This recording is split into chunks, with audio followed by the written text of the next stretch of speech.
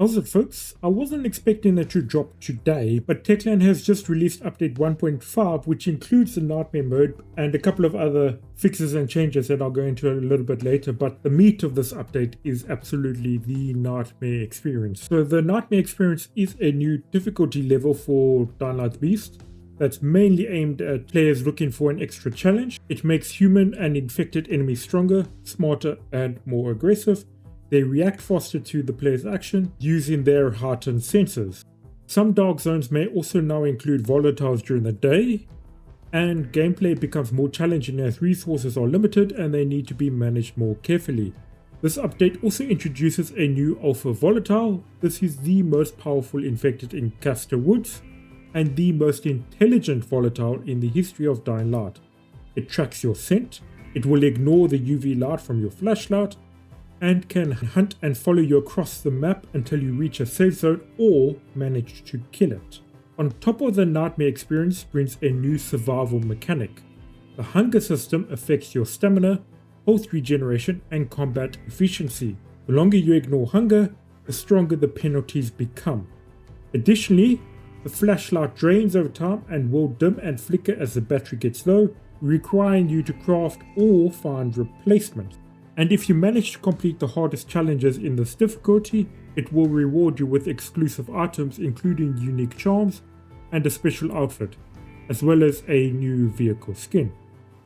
So it does seem like they've been cooking quite hard with this Nightmare mode update, and I'm definitely going to be trying my next New Game Plus playthrough on Nightmare difficulty. Not how strong the Alpha Volatile is, because further on in the patch notes they do mention they've completely changed the balancing with regards to the volatiles and New Game Plus and Legend levels, so the base game has also gotten a bit harder on top of whatever this Nightmare mode introduces. And it's also quite eager to find out how long I can keep the chase going with the Alpha Volatile chasing us, seeing as it's now actually going to be tracking us across the entire map.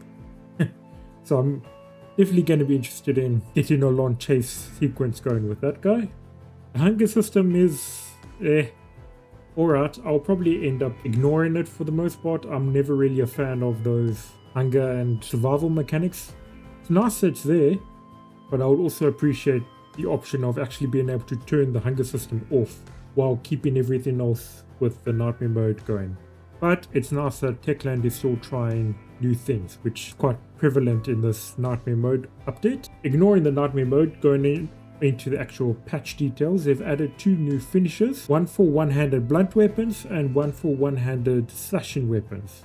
And then they've also adjusted the New Game Plus and Legend levels progression curves to reduce farming exploits and balance the experience better.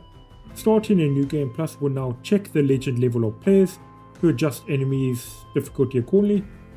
Thankfully, this means that you don't have to go to New Game Plus 10 if you happen to have farmed a bit and ended up running ahead of the curve and one-shotting enemies.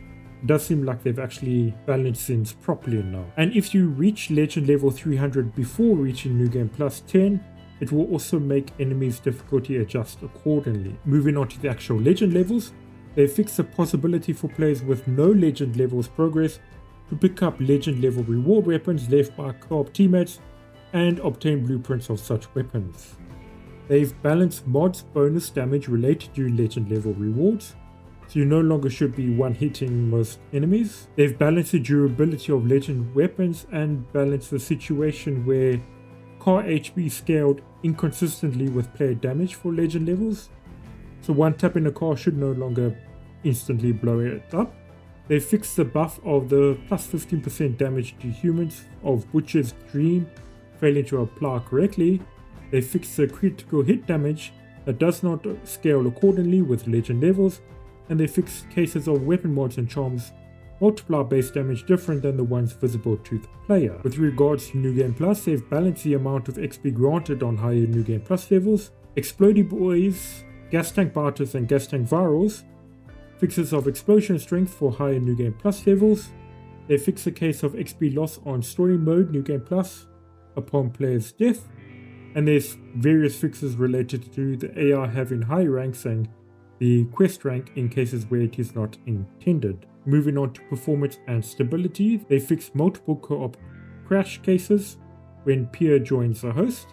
They fixed a crash triggered by changing FPS limiter values, and they fixed instances of FPS drops when switching graphics settings from ultra to high. Moving on to graphical improvements, they fixed laggy tree shadows when ray tracing was enabled. They've applied various lighting fixes in side quest interiors on ray tracing mode. They fixed co-op synchronization issues on PS5.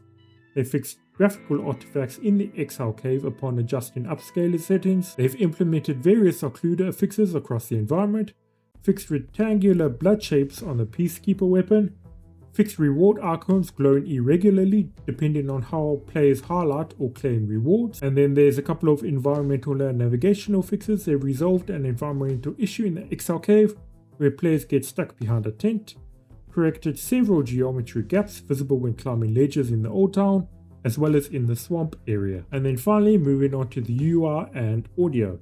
They fixed the big message for legend level gain suggest using the U key for the skills menu instead of the correct L key for the legend level menu. They've resolved missing strings related to legend levels, applied several Steam Deck UI issues related to misaligned or overlapping text. They fixed weapon damage display for high legend levels above 10 million. They fixed the crest of recommended legend levels in the New Game Plus config screen not matching the actual legend levels crest of players on higher New Game Plus levels.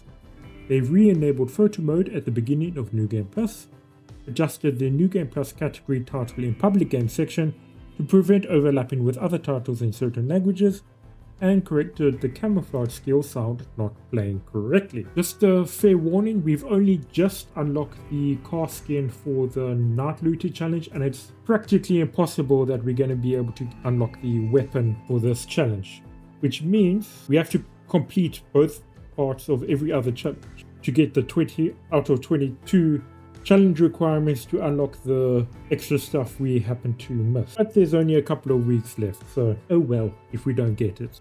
Unfortunately, there were a couple of bugs that were introduced in this patch, most notably not being able to earn any XP.